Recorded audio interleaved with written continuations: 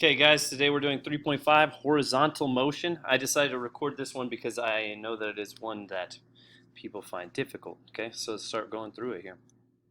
Okay, so let's just answer a question here to warm it up. A ball is dropped from a height of 17 meters, ignoring air resistance. How long will it take to strike the floor?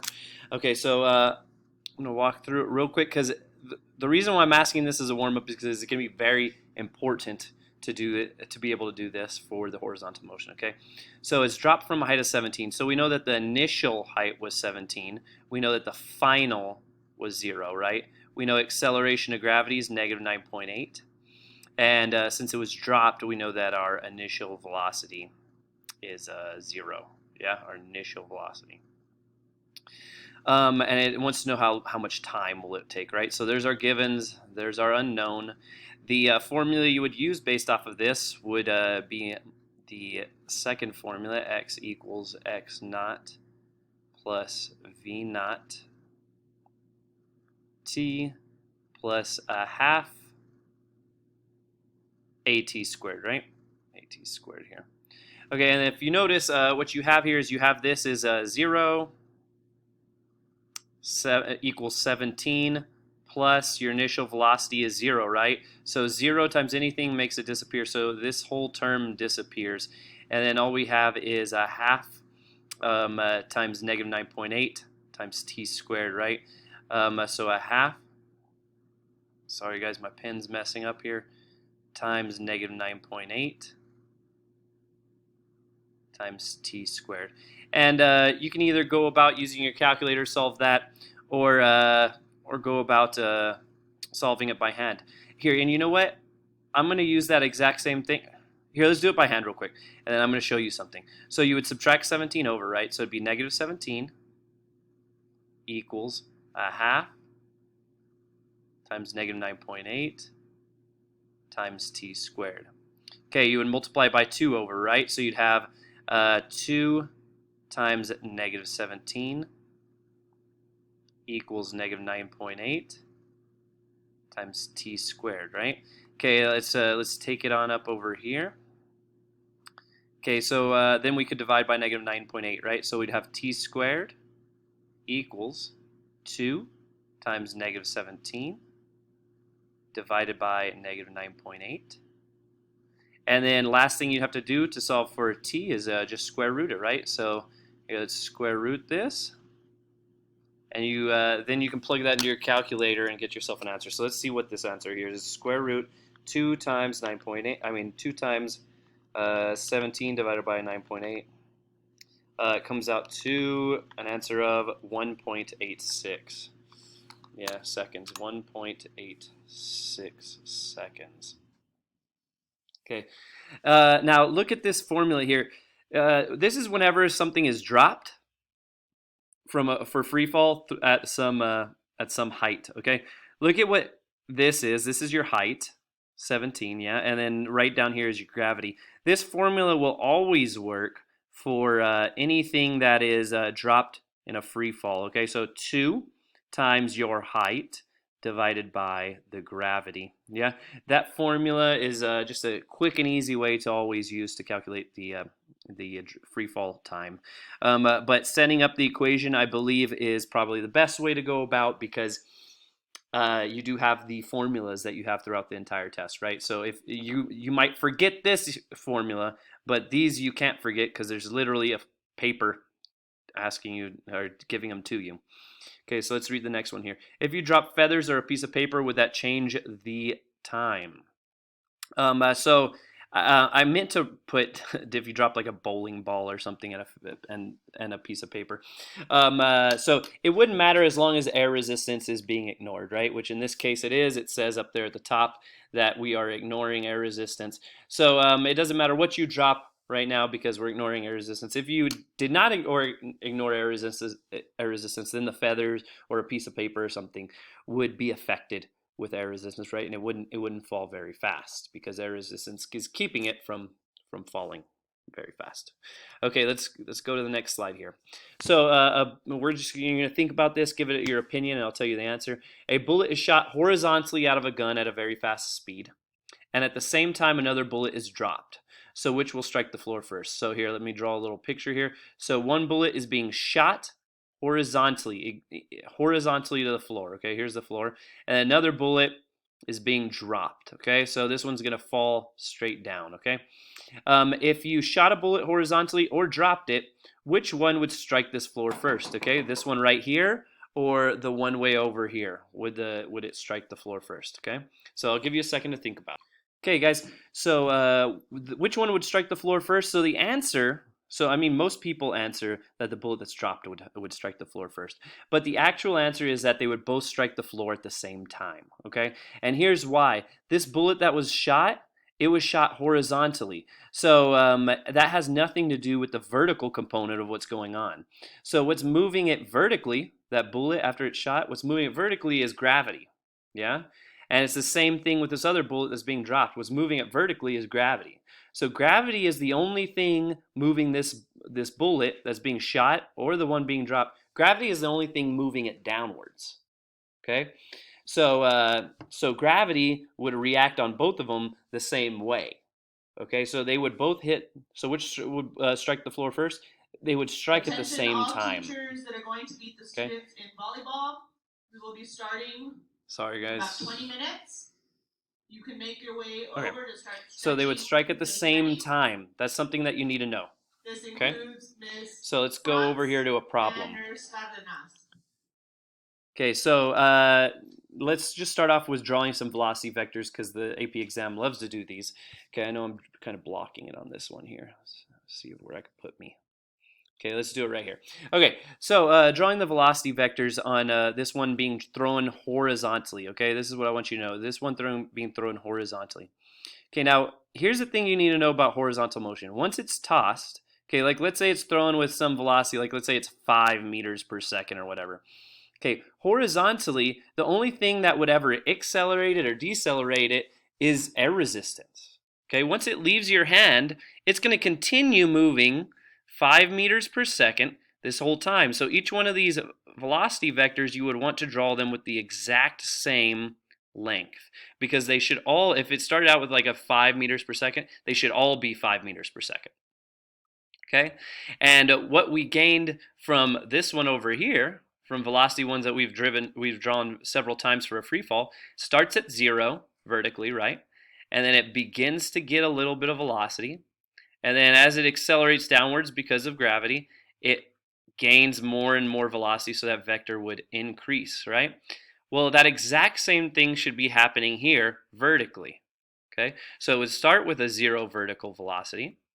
It would gain a little bit of vertical velocity to start, and then it would grow.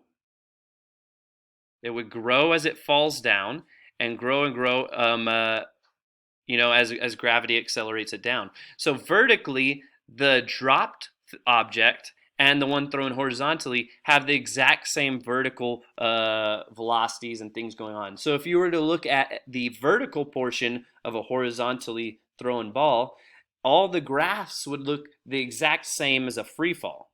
Okay, so vertically, everything on this and this look the same. The only thing that's different is the horizontal stuff. On this one over here, the free fall, there is no horizontal component.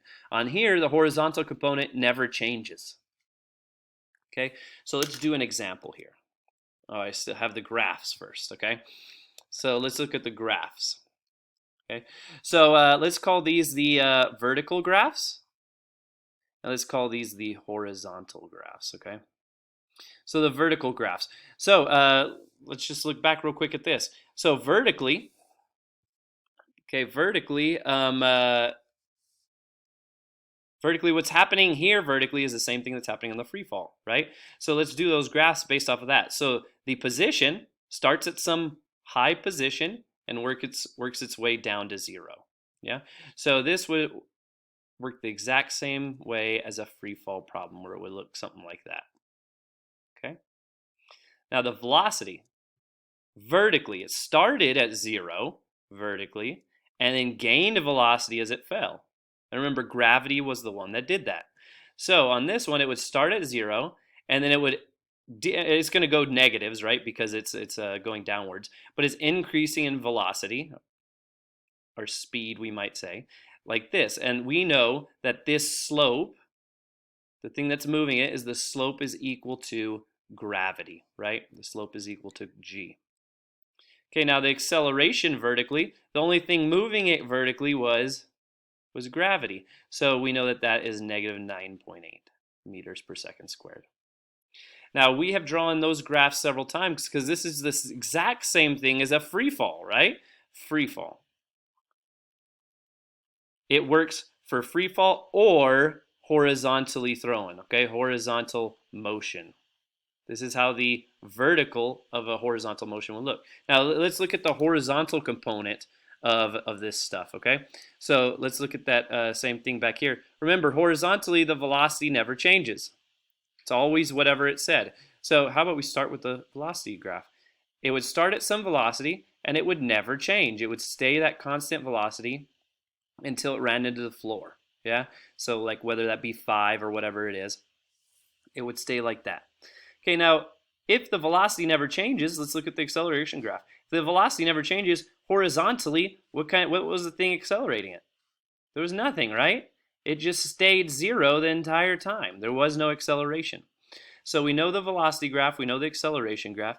Now let's see what would happen on the position graph. Now, if you look at it, horizontally, we can say this was our initial position. We could say it was 0, yeah? And then it increases away at a constant rate because this horizontal is always the same to some final position we know over here, yeah? So that horizontal position changed from here to here. So from like the base of the cliff to wherever it landed, okay? And so the way we draw that is it started at some position 0 and it increased away from where it was, yeah? And the reason why we know this is going to be linear is because the velocity never changed.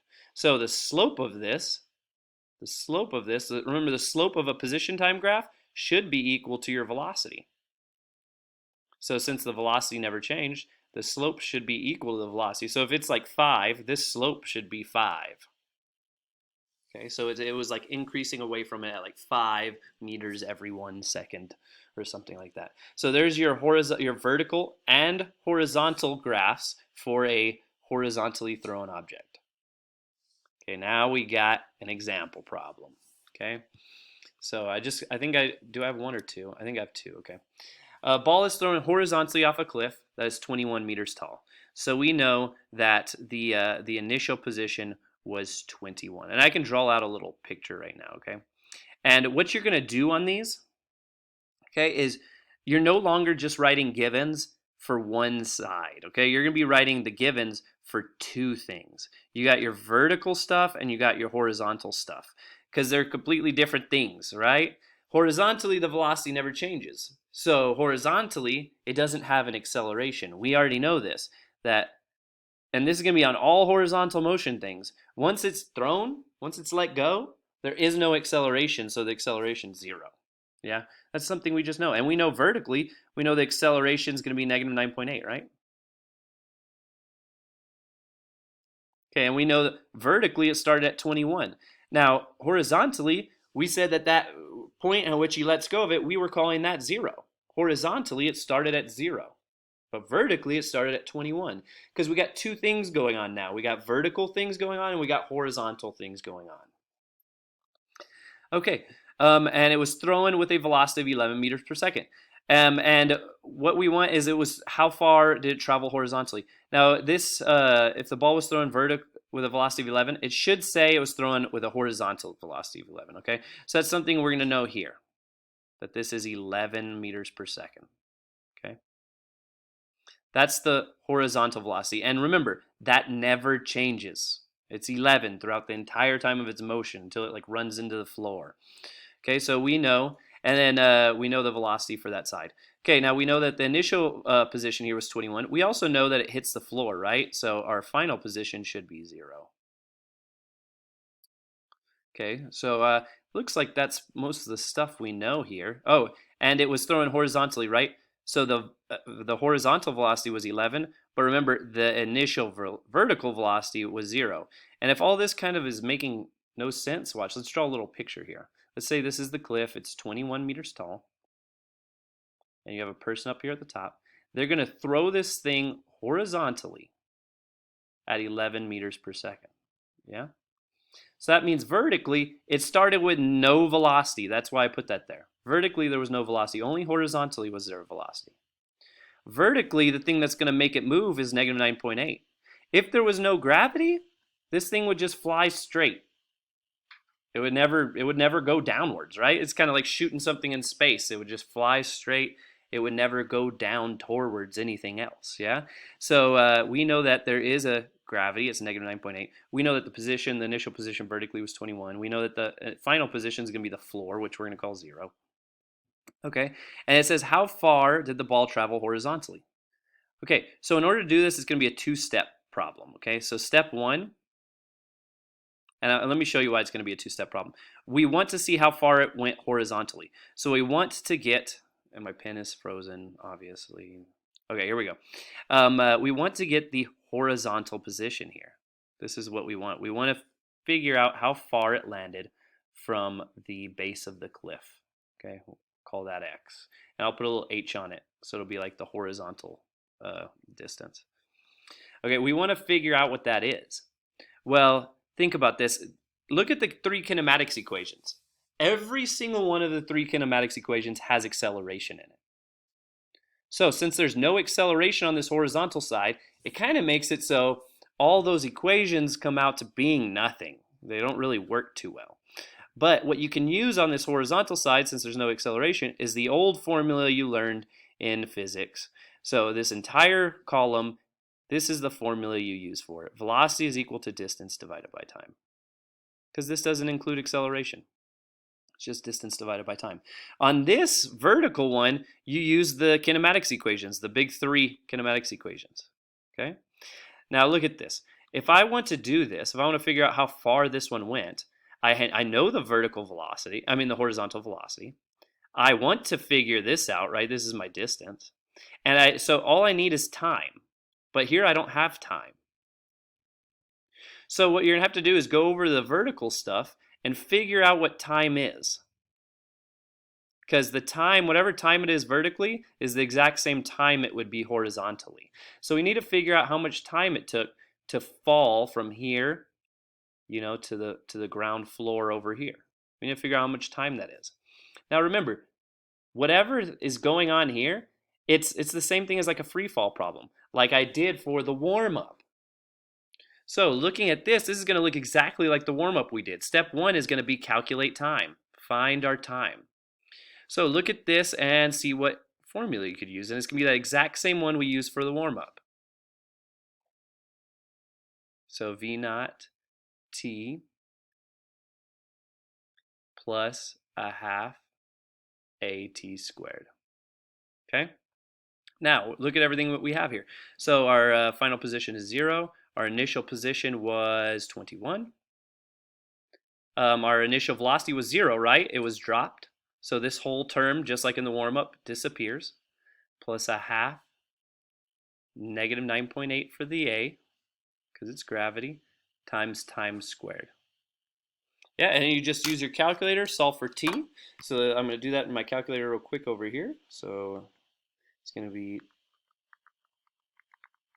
and it comes out to 2.07. So the time it takes to fall is 2.07. 2.07. Okay, that's going to be 2.707 seconds. Cool. Okay, now that was step 1. We needed the time so we could calculate how far it went. So step 2 would actually be calculating what it was that you needed, yeah? So step 2, calculate the distance. So remember, now we're on horizontal stuff. We now know that our time is 2.07. And we have everything we need because we know that this is the only formula we can use in horizontal stuff because there is no acceleration. So that's pretty much the only formula we can use. If you want to solve for x, just multiply by t, yeah? So you got x is equal to velocity times time. So our horizontal velocity was 11. Multiply it by our time that it was in the air for, 2.07. And you get your answer. So it's going to be like 22.14, I think. Let me double check it out. 11 times 2.07, 22.77.